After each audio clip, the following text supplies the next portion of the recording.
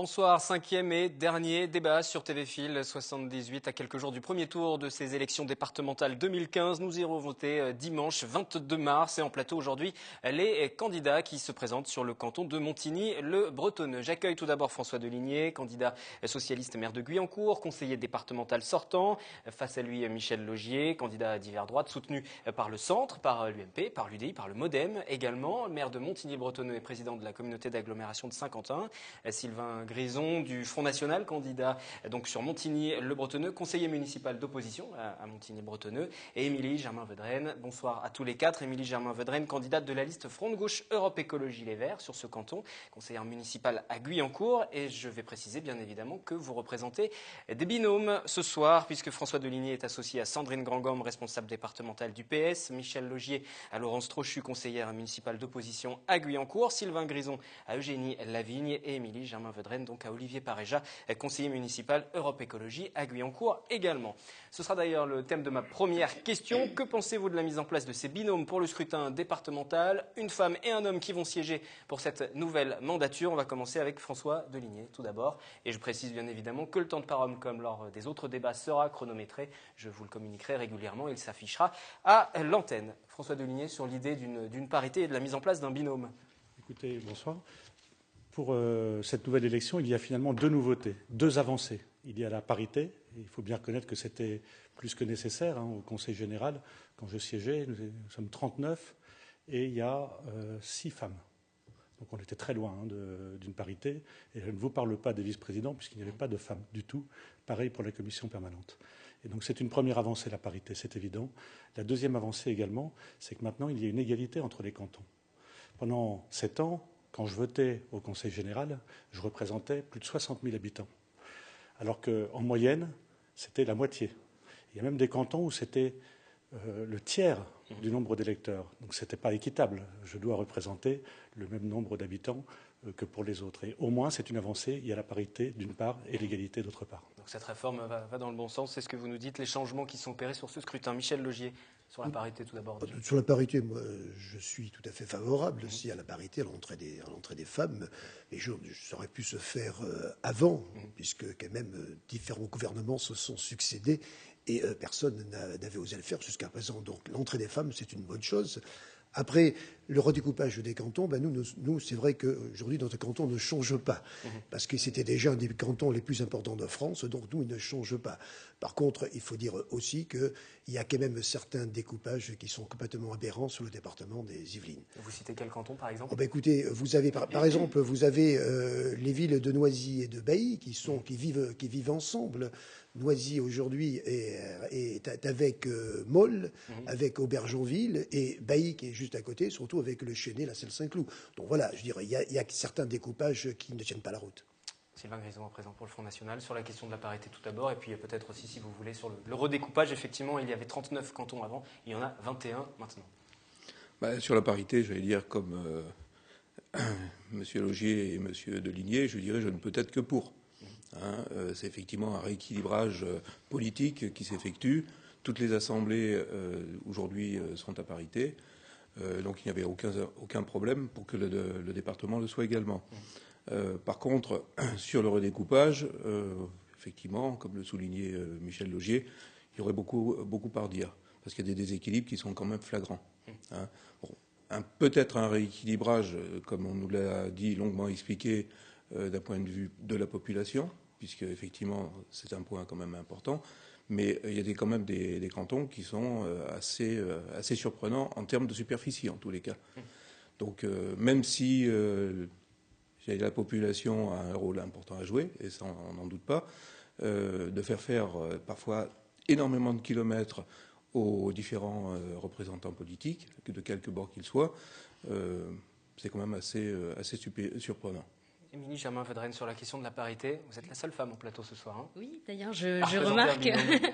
Mais écoutez, pour aborder cette... Je vais vous donner la parole, mais ça s'est confirmé parce qu'on arrive au terme de ces débats. Sur les 5 débats, ce sont plus souvent les hommes qui sont venus que les femmes, d'ailleurs. On aurait pu avoir les deux candidats. On aurait pu avoir les deux seront élus. Les deux seront élus, tout à fait. Pour ma part, je suis venu pour le bilan, mais je parlerai avec la voix aussi de Sandrine Gangam pour Tout les à fait, propositions. comme pour tous les autres candidats, mais je précise qu'effectivement il a fallu faire un choix et c'est nous qui avons fixé les règles, donc j'en suis bien conscient et c'est sur recommandation du CSA, je le précise pour ceux qui se poseraient la question, parce que vous imaginez bien que 8, 15, 20 personnes à débattre, ça deviendrait vite compliqué. Donc voilà, mais ceci dit, plus souvent ce sont les hommes qui sont venus malgré tout.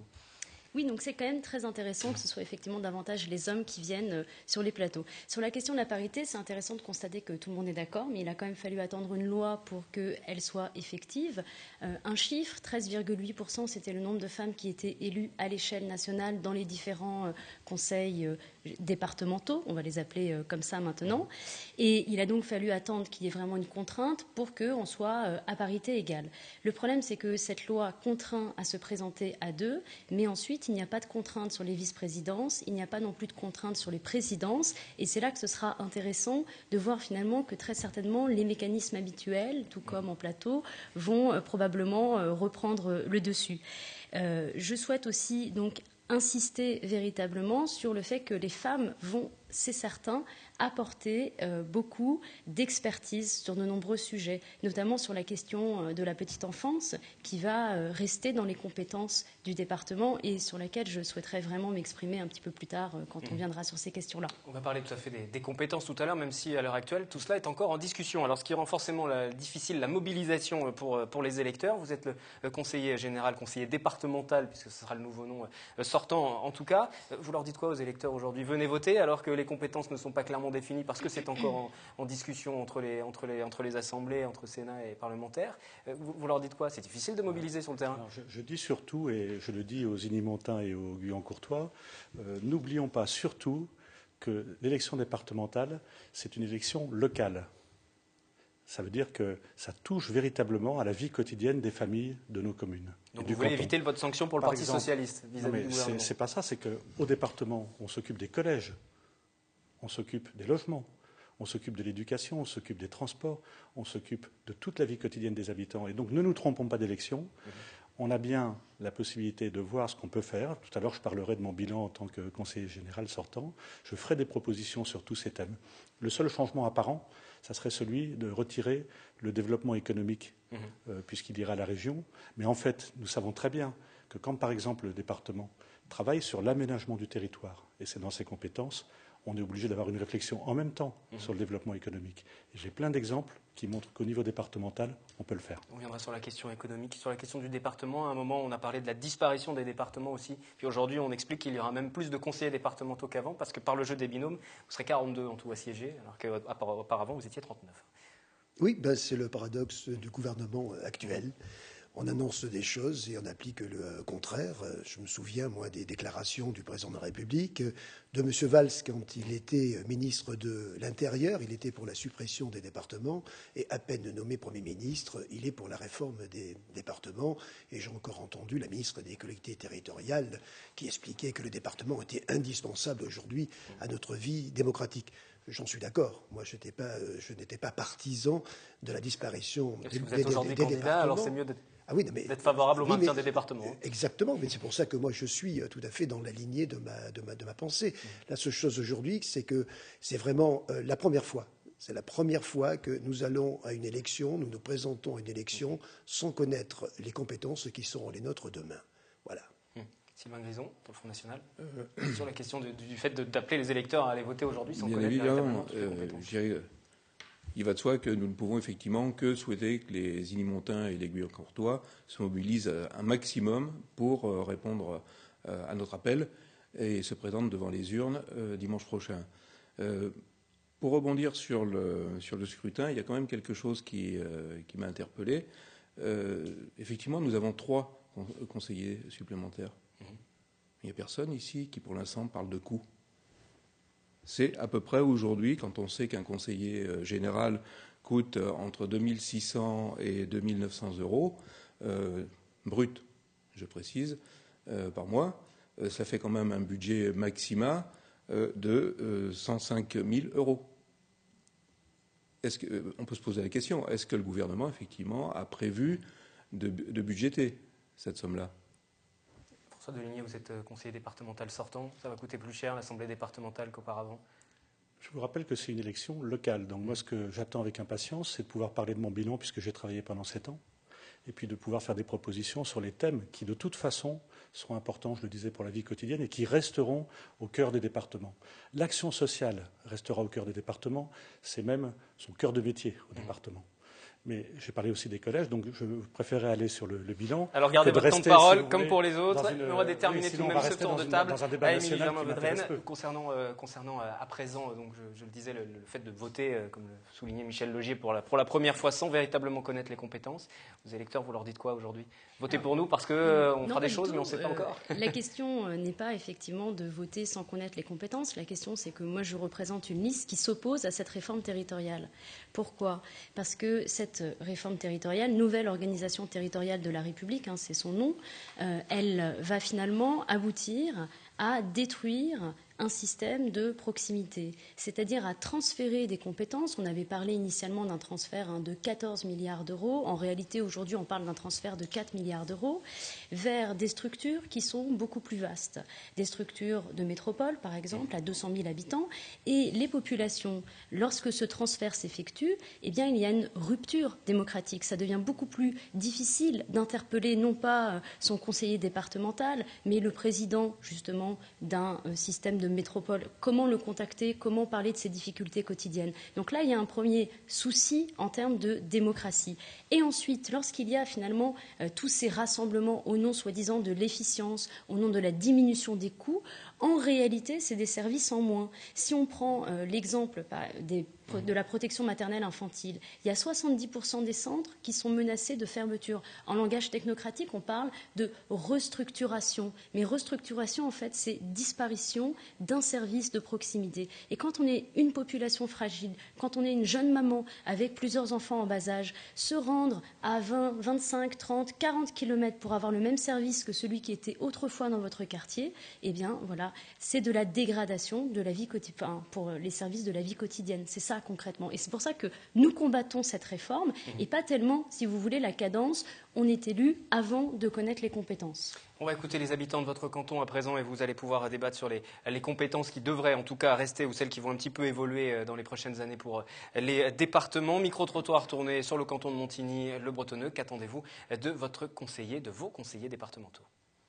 C'est qu'ils agissent comme un maire dans une commune, comme un chef d'entreprise, c'est-à-dire le développement de la commune, les infrastructures, tout ce qui est lié au bien-être des Igny-Montants. Le maire, par rapport déjà à la communauté d'agglomération de Saint-Quentin, par rapport à la Gasquie, s'entrecroisent en termes de responsabilité, voirie, éclairage public, sécurité et autres. Alors, rajouter une couche avec les départements, on ne sait plus qui s'occupe de quoi. Au niveau de transport, cantine ou d'autres, on le sait, la situation dit, mais les gens qui méritent d'aide, on va les aider. Et ceux qui, vraiment, ils ont les moyens de vivre, il ne faut pas qu'ils profitent aussi du système. Là, au Montigny, par exemple, c'est monsieur le maire qui est aussi président de l'agglomération. C'est très bien. Certainement, je vais voter pour lui. Mais du coup, ça fait une multicasquette. Ça fait déjà 3 casquettes qu'il a.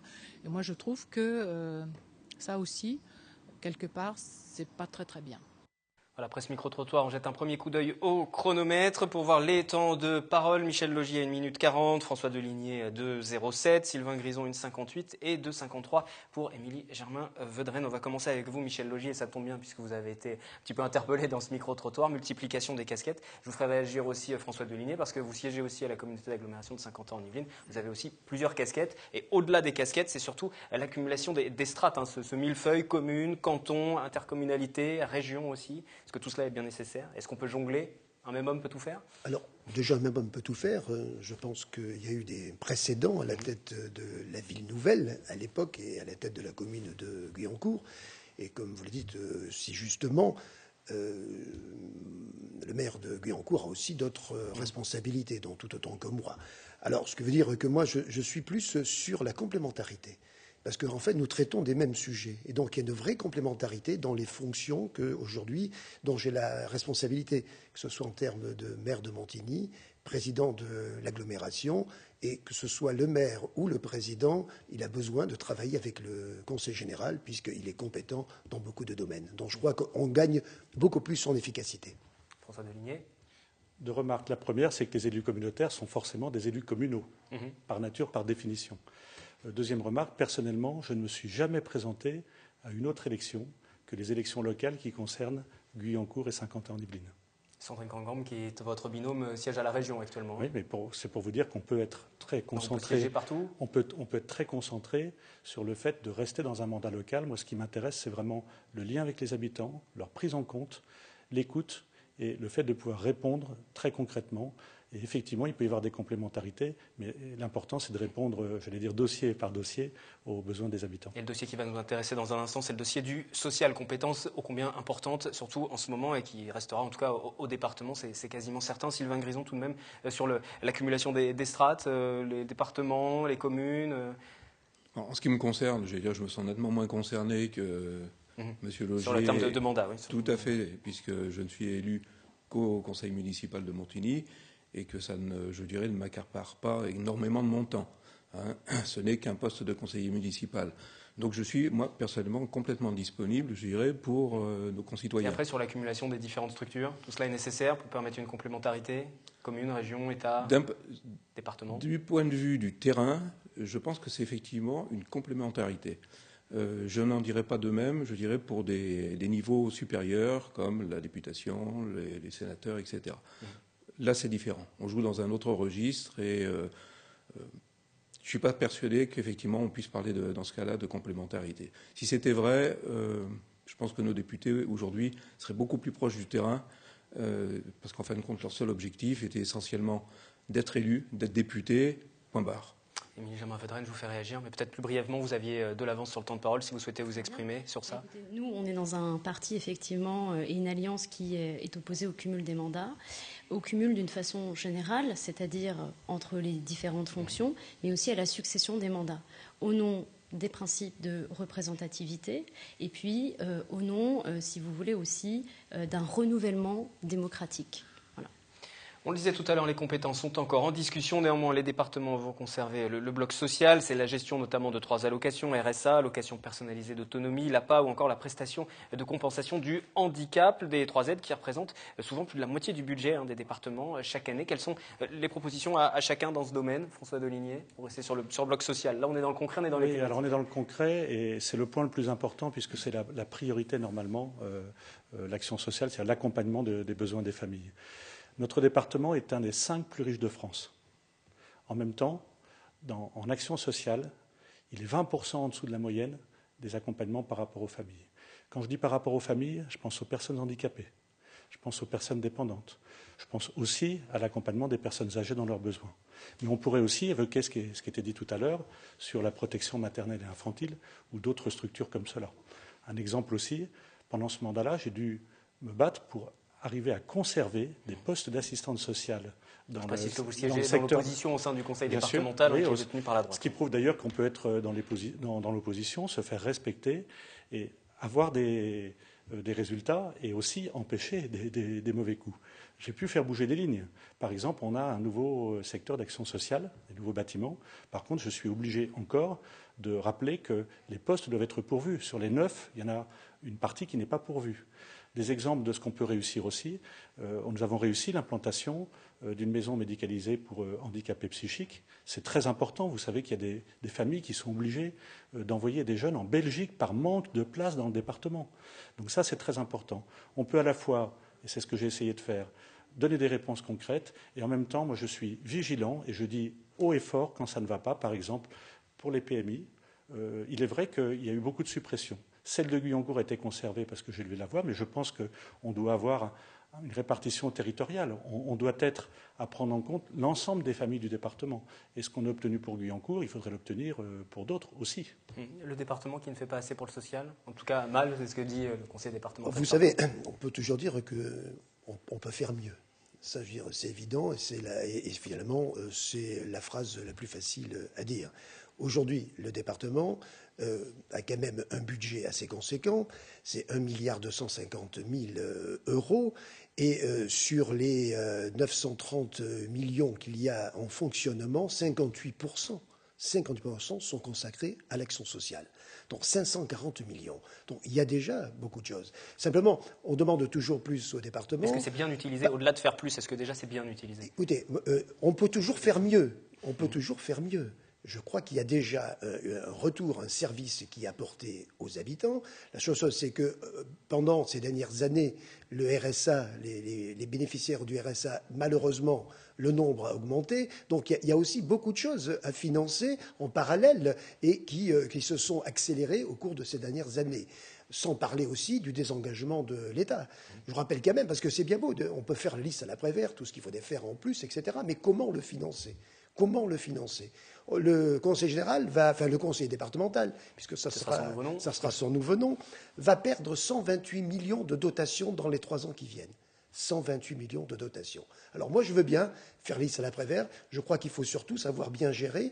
Et le département des Yvelines a plutôt été bien géré au cours des dernières années, ce qui lui permet de pouvoir affronter des périodes plus difficiles avec de bonnes dispositions.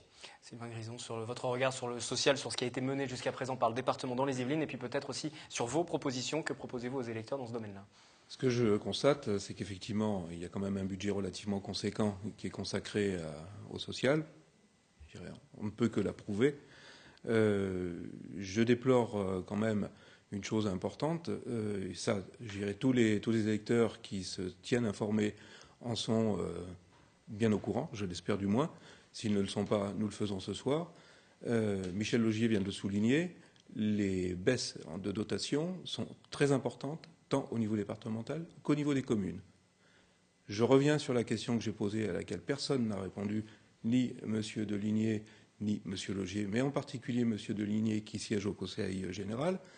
C'est comment financer aujourd'hui les 3 conseillers que l'on aura. Alors vous allez me dire que 105 000 €, c'est pas grand-chose par rapport aux millions d'euros que l'on vient d'évoquer. Mais la réponse n'a pas été fournie. Juste une petite remarque, c'est à comparer par exemple avec 10 millions d'euros dépensés pour la communication de l'exécutif. Du coup, je repasse la parole à Michel Laugier parce que vous ciblez directement la majorité de droite au sein du Conseil départemental. Tout à fait. Alors, si on commence à partir sur ces considérations-là... Après, j'aimerais qu'on vienne au social et vous entendre sur le social. Je crois qu'il faut déjà balayer devant sa porte. Quand je vois l'état du service de la communication à la communauté d'Aglo, je ne pense pas que la gauche ait des leçons à donner à la droite. On quitte le département et pour resituer les choses, effectivement, c'est avant, et vous le savez, puisque vous habitez sur Saint-Quentin en Yvelines, si vous nous suivez, la gauche qui détenait la communauté d'agglomération de Saint-Quentin qui est passée à droite aux dernières municipales. Vous souhaitez répondre à ce qui a été dit, François Deligné, puisque vous étiez dans l'ancienne majorité sur l'agglomération ? Très franchement, mais vous le comprendrez, parce que je suis conseiller sortant et parce que j'ai un projet en continuité, je resterai concentré sur la réponse aux besoins des habitants. Et à chaque fois que vous posez la question... Je vous fais réagir. Dites-moi non, très simplement, dans ces cas-là, et comme ça, vous ne prendra pas de temps. Non, je ne souhaite pas réagir et ça ira très vite. Je peux revenir sur le social ? Non, vous souhaitez réagir aussi ? Alors allez-y. Je réagis effectivement aussi sur ce que dit M. Deligné. Il veut se concentrer sur certains points qu'il a bien mémorisés. D'accord. Mais il ne répond toujours pas. Et ça, je pense... Même si c'est pas pour le président du conseil départemental. Oui, mais ça c'est facile. S'il ne siège pas dans la majorité, il me semble. En tout cas, jusqu'à présent, on verra ce que donneront les élections. Néanmoins, il doit quand même pouvoir détenir des éléments de réponse qu'il n'est pas en capacité d'apporter aux électeurs aujourd'hui. Monsieur Grison, c'est la même chose dans un conseil municipal. C'est la loi qui vous oblige aujourd'hui, puisque ça a été fixé. Ça a été un changement aujourd'hui de scrutin. On passe de 39 à 42. Donc, il va falloir que les nouveaux conseillers départementaux soient indemnisés dans le cadre du budget général du Conseil général, du Conseil départemental. Je vais faire une petite remarque. On Je crains que cette fixation, quand même, parce que là, ça ressemble un peu à une fixation, je crains que finalement, il n'y aurait plus d'élus du tout. Ça veut dire qu'il n'y aurait plus de démocratie. Donc, il y a aussi le prix et le coût de la démocratie. Sylvain Grison. Sur le social, les propositions du Front National aux électeurs. On ne reviendra pas pour l'instant sur... vous gardez ça pour la conclusion si vous le souhaitez. Oui, d'autres points pour avancer et revenir sur la thématique, et ensuite je vous sur le volet social, moi, il y a une chose qui me tient particulièrement à cœur. Alors, non pas que ce soit à mon âge, j'ai 65 ans, j'ai effectivement des cheveux blancs que n'ont pas encore ces messieurs, et en tous les cas pas cette dame. Tant mieux. Mais par contre, moi, ce qui m'inquiète profondément, c'est l'aide aux personnes âgées. Je ne vous cacherai pas, je suis confronté directement aujourd'hui à cette situation-là. Quand je vois aujourd'hui ce que le Conseil général, au niveau de l'APA, est capable, ou j'allais dire plutôt même incapable, d'apporter comme aide aux personnes qui en ont le besoin, je suis outré. Savez-vous combien aujourd'hui, par jour, et le montant de l'APA pour une personne? Normalement, c'est moi qui pose les questions. Hein. Je sais, de pas vouloir répondre. je sais, mais je pose la question. Tout simplement, 8 €. 8 €. Vous le multipliez par le nombre de jours, etc., vous arrivez à 240 € par mois. Cette somme-là vient en complément de ce que les gens qui sont en maison de retraite ou éventuellement à domicile. Donc votre proposition, c'est de relever ces minima. C'est clair, c'est de les relever. C'est de les relever. Aujourd'hui, comment voulez-vous qu'une personne âgée, surtout une personne qui approche les 80 ans, qui est souvent en difficulté physique et psychologique aussi, ait les moyens de financer sa maison de retraite? C'est impossible. Je vous interromps par rapport au temps de parole, puisque vous commencez à prendre un petit peu d'avance par rapport aux autres candidats. Émilie Germain-Vedrenne, sur le volet social, aujourd'hui, les propositions que vous portez pour votre liste? Alors, sur le volet social, on souhaite effectivement faire des propositions fortes concernant justement les personnes âgées. Le souci, aujourd'hui, dans le département, c'est l'absence de structures véritablement publiques. C'est-à-dire qu'on fait des partenariats publics-privés. Ces partenariats publics-privés, forcément, nécessitent d'avoir C'est bon? Donc, oui, excusez-moi. Des partenariats publics-privés dans lesquels il y a forcément une marge. Et cette marge, elle se fait au détriment des personnes qui sont dans ces EHPAD. Nous, ce que l'on souhaiterait proposer, c'est justement des établissements publics pour accueillir les personnes âgées. C'est aussi de penser autrement l'accueil des personnes âgées, notamment, par exemple, avec les maisons intergénérationnelles. Ça, c'est un projet qui, au Front de gauche, à Europe Écologie Les Verts, nous tient à cœur. Recréer, en fait, finalement, du lien social, parce que c'est ce qui manque le plus. Toujours sur la question du social, il y a bien sûr aussi le problème du logement. Avec aujourd'hui le prix au mètre carré dans l'Île-de-France, d'une façon générale, les populations se retrouvent dans des situations extrêmement contraintes. Le département est là aussi pour soutenir ces personnes en difficulté. Et nous souhaitons que le Fonds social de logement du département soit abondé, soit soutenu.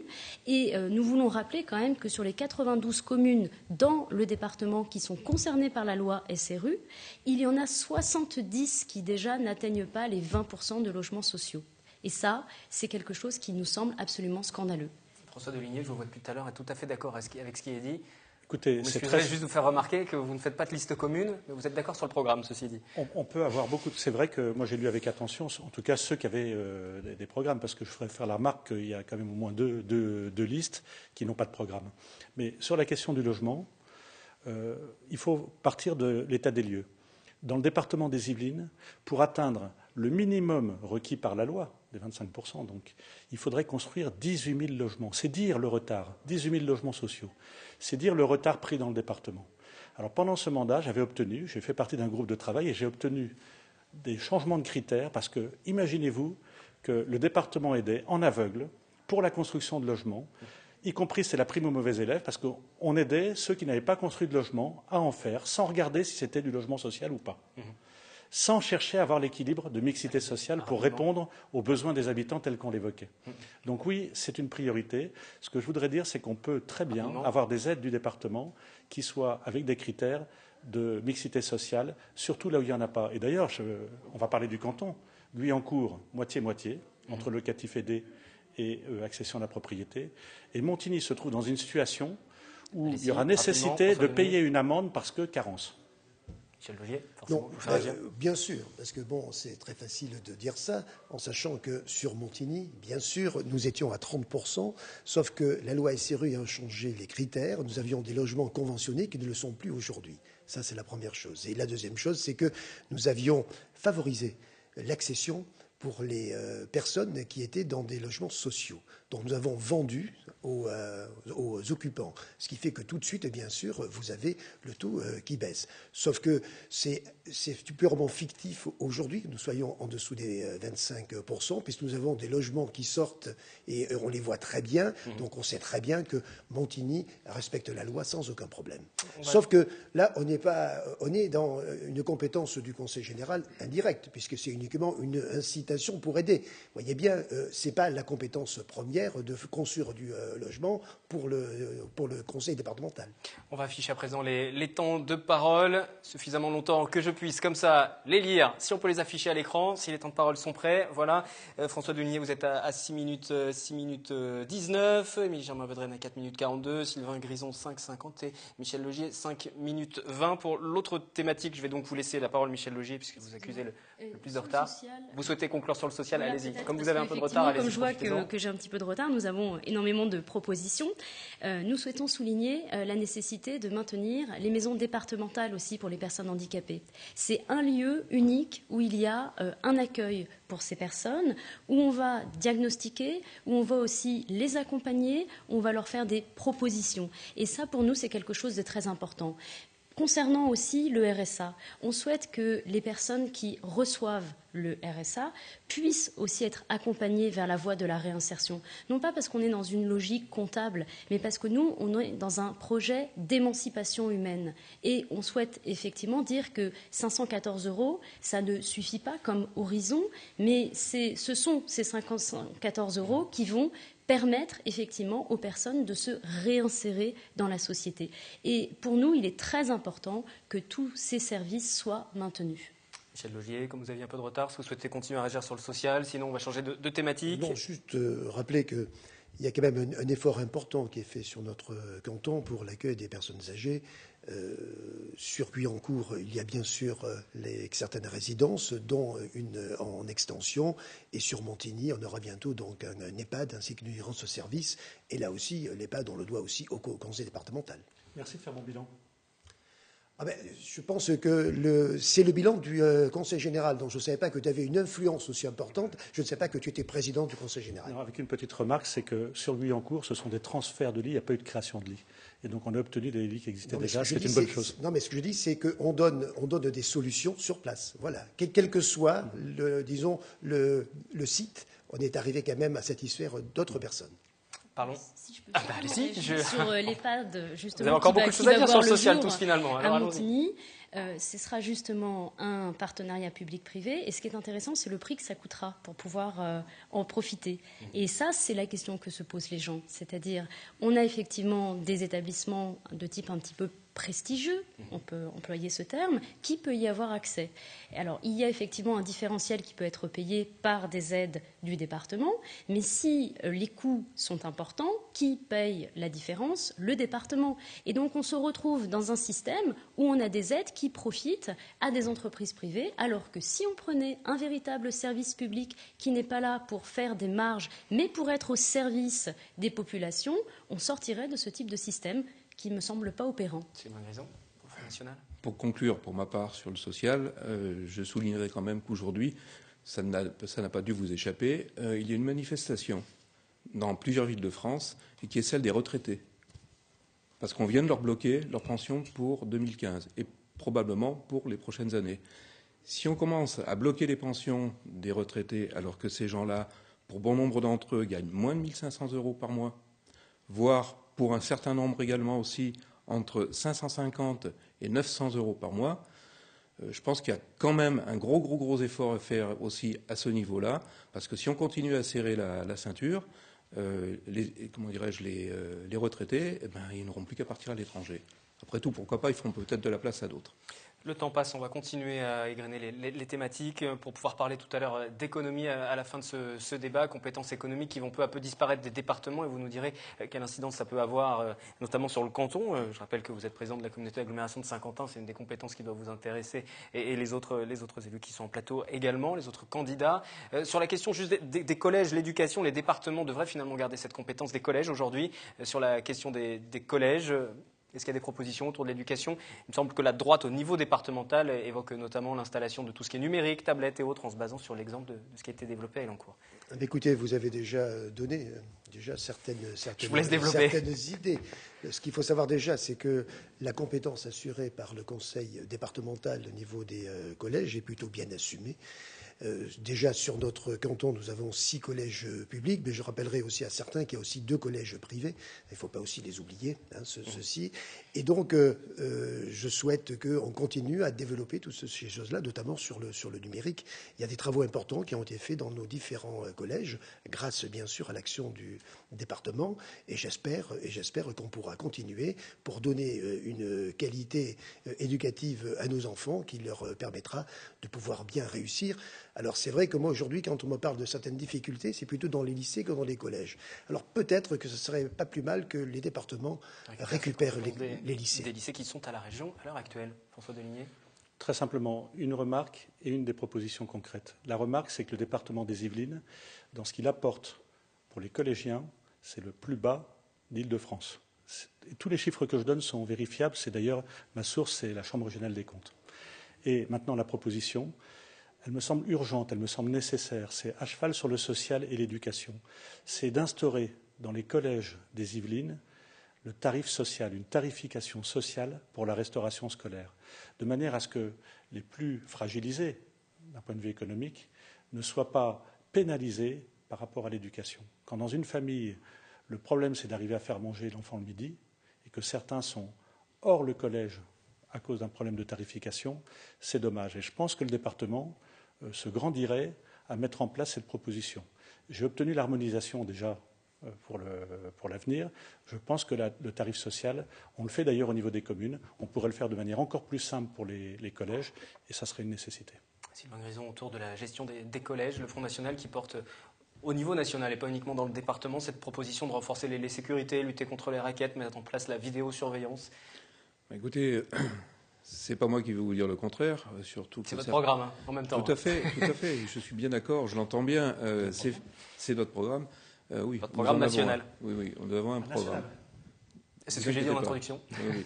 C'est tout à fait ce que vous avez dit, et je suis tout à fait d'accord. Et effectivement, il vaut mieux avoir un programme national que pas de programme du tout, ou tout simplement de la poudre aux yeux. Parce que malheureusement. Donc pour revenir aux propositions. Voilà, pour revenir aux propositions. Parole passe aussi.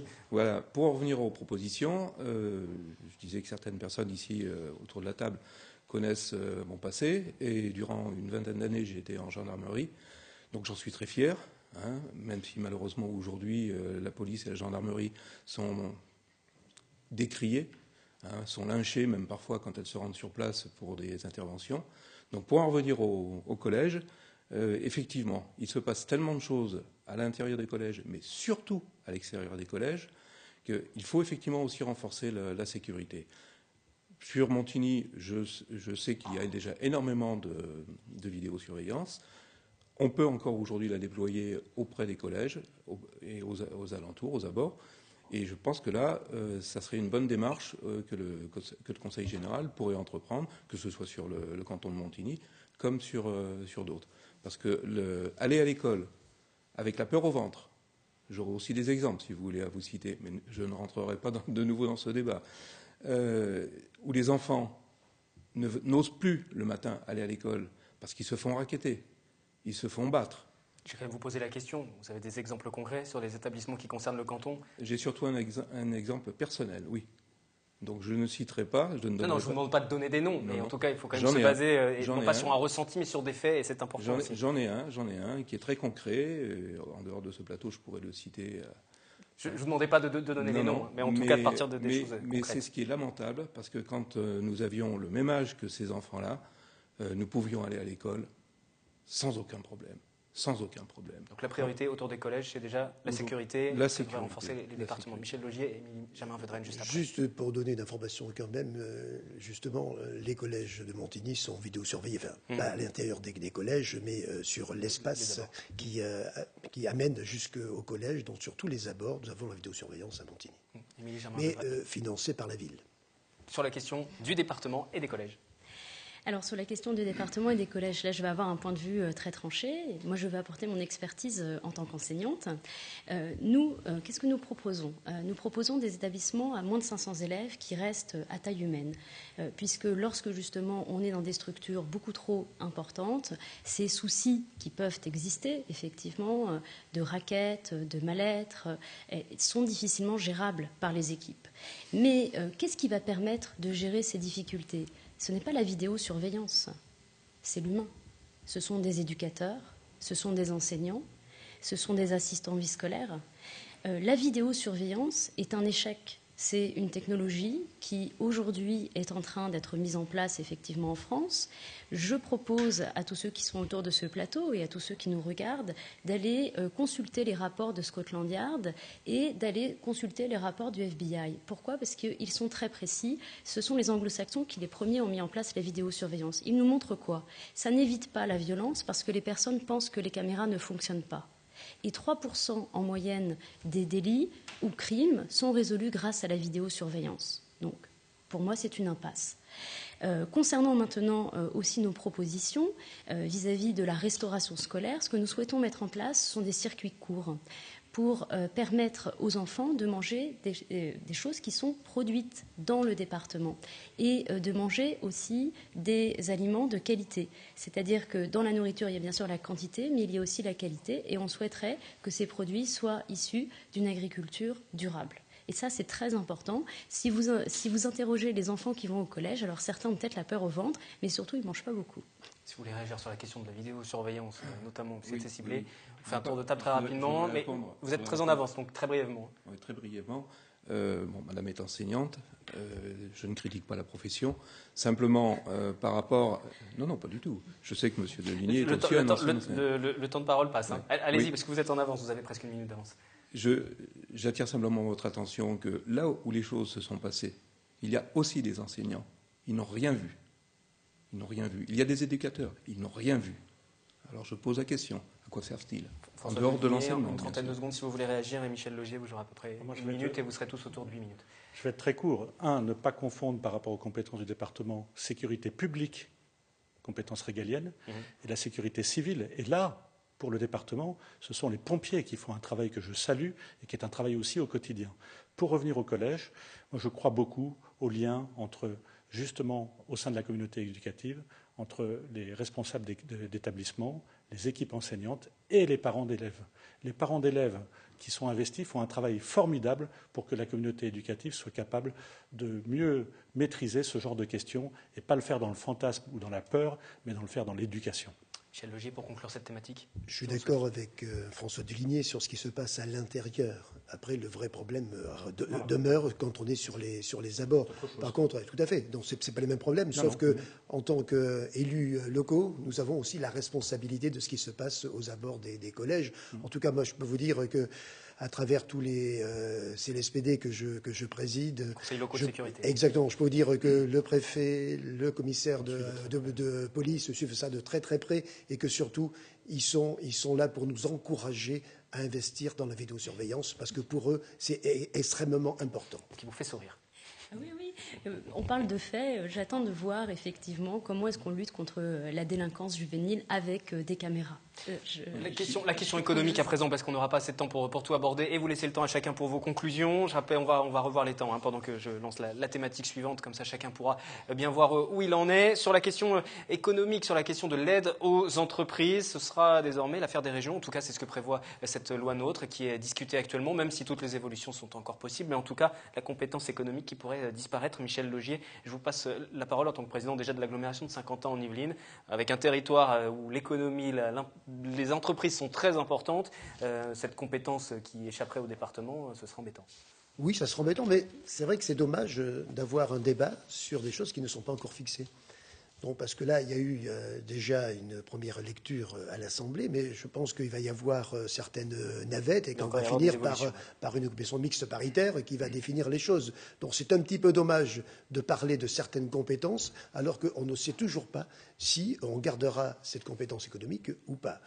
Moi, je suis pour la proximité, toujours. Alors c'est vrai que au niveau de nos villes et de l'intercommunalité, les choses se passent plutôt bien. On est quand même un territoire très dynamique et on accueille toujours de nouvelles entreprises. Et moi, ça me fait plaisir. Mais j'aurais préféré travailler avec une collectivité beaucoup plus proche. Voilà. Donc, que peut apporter un département justement à une intercommunalité comme c'est dans la complémentarité, notamment sur les transports. On peut nous aider aussi sur les transports, sur les routes aussi, parce que c'est aussi de la compétence du Conseil général. La vie de proximité, elle ne peut passer que par l'aide du Conseil général, sans parler aussi de l'aide que le Conseil départemental, excusez-moi, mais bon, le conseil départemental, ça sera dans quelques jours. Pour le moment, on est toujours dans le conseil général. Voilà, aujourd'hui, toute l'aide qui est apportée aux collectivités. Quand on fait des travaux dans une école, à travers les contrats départementaux, on peut quand même avoir de gros financements. Donc je pense que tout cet accompagnement-là, que nous avons au niveau de chaque commune, que nous avons au niveau de notre intercommunalité, eh bien, est indispensable. Et c'est vrai que moi, je suis pour la proximité. Et la proximité, ça veut dire l'efficacité. Je vous l'ai dit tout à l'heure, il y a plusieurs manières pour le département d'aider au développement économique. Vous savez, notre canton fait partie de Saint-Quentin-en-Yvelines et tout le travail qui a été fait pendant de nombreuses années nous a permis de nous hisser comme deuxième pôle économique d'Île-de-France. Donc nous, ce qu'on a besoin au niveau du département, c'est sur des dossiers communs de travailler à des réalisations qui correspondent à ce développement. On a besoin, par exemple, de transports en commun en site propre pour qu'il y ait des meilleurs liens pour les salariés des entreprises. On a besoin aussi parfois de travaux d'aménagement qui nous permettent d'accueillir des nouveaux établissements. Et à chaque fois, ça doit pouvoir se faire avec le département. Quant aux subventions, je voudrais rappeler que pendant ce mandat-là, moi j'ai regretté que le département donnait en aveugle, sans proximité justement. C'est comme ça qu'on a donné par exemple à Continental qui s'est délocalisé juste après. Émilie Germain-Vedrenne, je vous fais réagir, vous avez à peu près 1 minute, comme ça vous serez à 9 minutes, et ce sera très brièvement sur la question économique, sinon vous n'aurez pas le temps de la conclusion après pour le Front National.